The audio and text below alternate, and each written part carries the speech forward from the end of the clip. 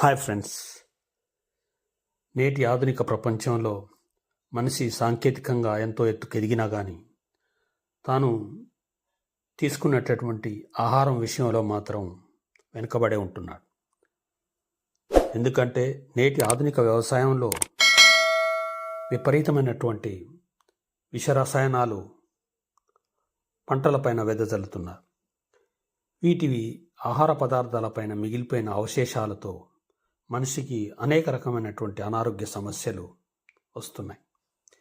కాబట్టి మీకు కావలసినటువంటి కూరగాయలు, ఆకుకూరలు, పండ్లు మీ పెరటి తోటల్లో, మీ టెర్రస్ గార్డెన్లలో మీరు పండించుకోవచ్చు. దానిలో భాగంగా Suryapet terrace garden group admin Nallapati Mamata గారి ఆధ్వర్యంలో ఉర్లుగొండ లక్ష్మీనరసింహస్వామి దేవాలయం దగ్గర గార్డెన్ మీట్ జరిగింది.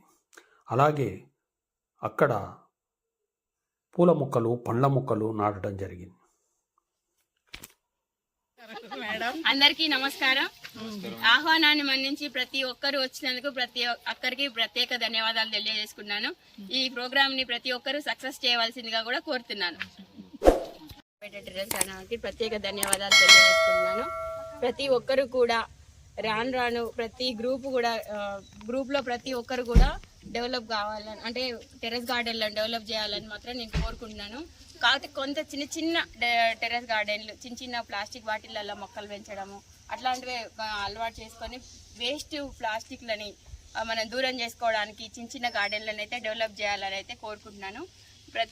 నా ఆహ్వానానికి వచ్చిన వీళ్ళందరూ కూడా ప్రతి ఒక్కరు సహకరించాలి. ఫస్ట్ గార్డెన్లను డెవలప్ చేయడానికి మొక్కలు ఇక ప్రతి సంరక్షణకి మన గార్డెన్లో అన్ని ఎవరి సలహాలైనా పెద్దవారి సలహాలు తీసుకొని ప్రతి ఒక్కరు కూడా ముందుండాలి. సందర్భంగా టెర్రస్ గార్డెన్ సభ్యులంతా కూడా ఇక్కడ కలుసుకుందామని మమత గారు ప్లాన్ చేశారు. అలాగే మొక్కలు కూడా నాటే కార్యక్రమం కూడా చేయాలి. మొక్కలు నాటడం అంటే ముఖ్యంగా పూల చెట్లు, పండ్ల చెట్లు అంటే కోతులకు ఆహారం ఇది. తర్వాత మనుషులు కూడా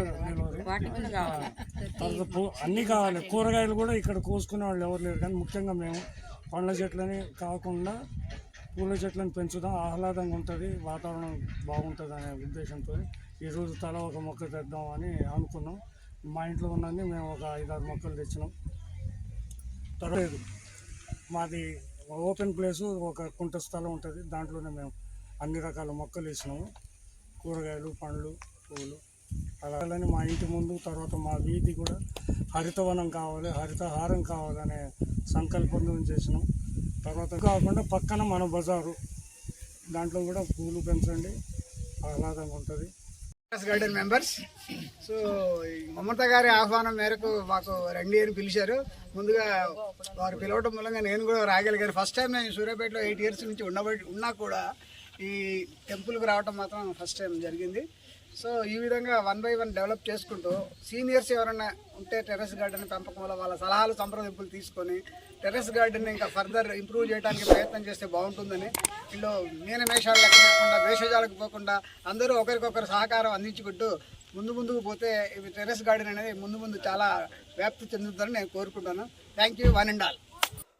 ఈ సమావేశంలో యామా దయాకర్ గారు మరియు రేణుక గారు, రాజు గారు, సుధాకర్ గారు వీరంతా తమ అభిప్రాయాలను తెలియజేశారు. మళ్ళీ ఇటువంటి సమావేశాలు నిర్వహించి టెర్రస్ గార్డెన్కు, పెరటి తోటకు సంబంధించినటువంటి విషయాల మీద అనుభవజ్ఞుల సలహాలు, సూచనలు తీసుకొని మేము ఇంకా మా గార్డెన్స్ని అభివృద్ధి పరుస్తామని అందరూ తెలియజేశారు.